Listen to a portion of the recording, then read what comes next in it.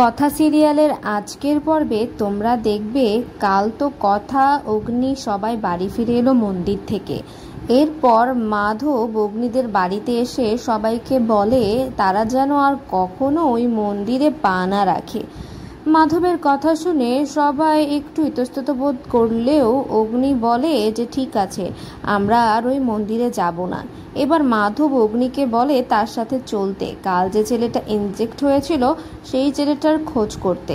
তারপর অগ্নি মাধবের সাথে বেরিয়ে পড়ে।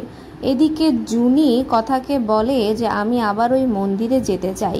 জুনির কথা শুনে কথা বলে তুমি আবার কেন ওই মন্দিরে যেতে চাইছো, পাগলামি করছো কেন?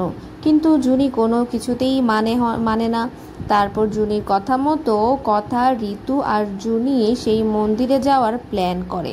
আর এদিকে প্রান্তিককে ম্যান্ডি বলে যে আমার কি করা উচিত। প্রান্তিক তখন ম্যান্ডিকে একটি বুদ্ধি দেয় যে তুমি গিয়ে কথার কাছে কাজ চাইবে।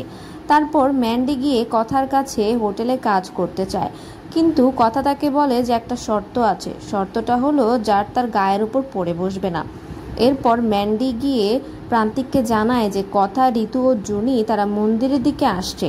আর তখন প্রান্তিক ও ম্যান্ডি আর মাধব মিলে কিছু প্ল্যান করে কথাদেরকে মন্দিরে ভয় দেখানোর জন্য।